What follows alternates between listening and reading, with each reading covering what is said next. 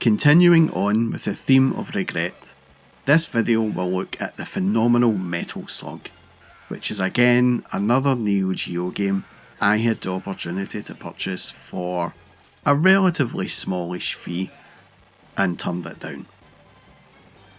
Metal Slug is a run and gun game released by NASCAR Corporation for the Neo Geo in 1996. The game focuses on the Peregrine Falcon Squad, a small group of soldiers who fight against a rebel army, aliens, zombies, mummies, and various other forces intent on world domination. Heavy machine gun!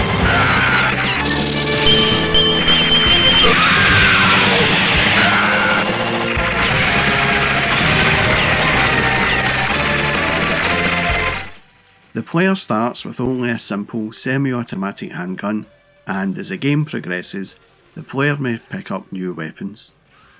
The player can only use one weapon at a time. When a new weapon is found, it replaces the previous one.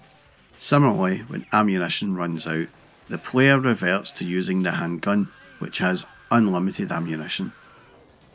The SV-001 Super Vehicle, or Metal Slug, is the main vehicle of the Metal Slug franchise. It is a small, cartoonish, silver grey tank propelled by caterpillar treads. The tank is armed with one cannon which shoots powerful bombs in limited numbers, and twin Vulcan cannons which shoot unlimited tracer bullets. The vehicle can jump and crouch. Crouching opens a hatch on top of the tank through which grenades already in the player's possession can be thrown. The grenades remain independent of the cannon's ammunition system. The vehicle's bombs can also be replenished with ammunition boxes found along the way. The vehicle can run over infantry and perform a suicide attack, with the driver jumping clear and the tank ramming into and exploding upon the target. The vehicle itself can take 3 direct hits before it is destroyed, at which point a warning will be given to eject before the vehicle explodes. The enemy chaser variant has a shield that must be destroyed before the vehicle can be destroyed.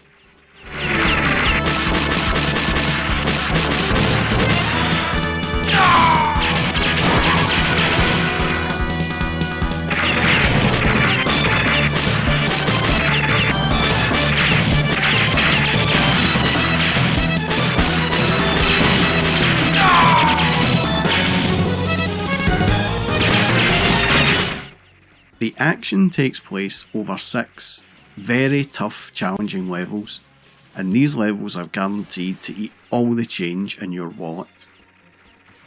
The visual style of the game was outstanding, very reminiscent of the In the Hunt sprite work. In fact, the team who worked on In the Hunt for Irem left there to work for NASCAR Corporation before merging into SNK's arcade division. And the visual style is so close that many people think that the games are linked. But they are not. The cute little sprites are well animated and well detailed, and the same goes for the enemy sprites, POWs and all the other sprites. The game has this whole comic, not too serious vibe to it, and at the time of the game's release it was up against 3D polygonal racers and fighters, which had been flooding the arcades for the last 3 years. So this game seemed more of a throwback. While making good use of the Neo Geo hardware, you can tell a lot of attention was paid to the backgrounds and settings for each of the levels. And all of this attention to detail did come at a price though, and that price is slowdown. The game has a tendency to slow down in several places, and while it is annoying, it's not overly annoying to the point of quitting, but I would not have expected to see slowdown in a Neo Geo game.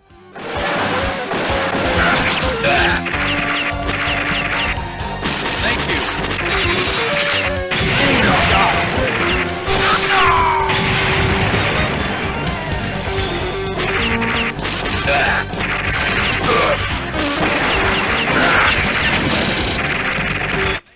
The sound is brilliant in this game.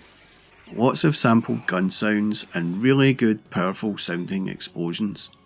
And a lot goes on sonically in this game, as it's a literal carnival of bullets and explosions. You get some nice sampled speech in there as well, with the announcer letting you know what weapon you picked up. And the rocket launcher quip sounds like a cheap Arnie impression. Well, it does to me anyway. Rocket launcher! The playability on the game is so addictive it is hard to put down. I have to be honest, when I seen this in the arcades, I just walked right past it. I thought it looked good, but at the same time, I couldn't see the appeal about it. Which is why I never picked it up for the Neo Geo when I seen it second hand in late 1997. It wasn't as cheap as some other Neo Geo games I picked up, but at £50 it would have still been a cheap purchase. I just didn't see the long term appeal to it.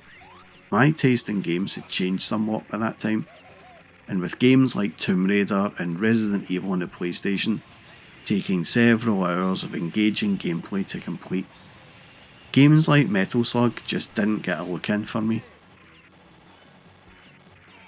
A few years later, I played it on emulation, round about 1999. A mate of mine at work had this CD with a Neo Geo emulator and a whole ton of games on it. Most of them were fighters, but when he was telling me about it, I told him I had an actual Neo Geo. So his curiosity was piqued and wanted to see for himself how good the emulation was in comparison to the real thing. And a few weeks later, he came over to my house with the CD and fired up a few games that I owned for comparison. And once that was done, he told me about Metal Slug. And again, I wasn't interested. But once he fired it up and I started playing it, I loved it. And I immediately remembered I could have picked it up a few years prior for £50. And then thought I was glad I didn't, as I could now play it for nothing. But again, all those years later, I started to regret this decision. As if I had played it, I would have bought the sequels for sure. Have you seen the price of Metal Slug X? It's crazy expensive, but at release it would have been about £200. Now, it's over £6,000. Who knew? You live and learn, I suppose. But it wasn't all doom and gloom. My mate gave me a copy of this CD with the emulators and the games on there, and I started to go through the list and play some other games I could have bought for a decent price, but didn't. But those are videos for another time. The popularity of Metal Slug generated several sequels, and over the course of many years, these were ported over to several platforms and various collections, and even anthologies. And Metal Slug firmly cemented itself as one of the most fun game franchises of all time, and one of the greatest run and guns ever. Anyway, that was my look back at Metal Slug on the Neo Geo. If you like this video, then please do give me a sub and a thumbs up, or maybe even a comment or two below about your memories of Metal Slug on any format. And a massive thank you to all of those who have commented on my videos and subscribed to my channel. Your comments, interactions and support really do go a long way in helping the channel grow, and I do appreciate all of you, so thank you from me. And that's all from me, folks. Thanks for watching. Thank you.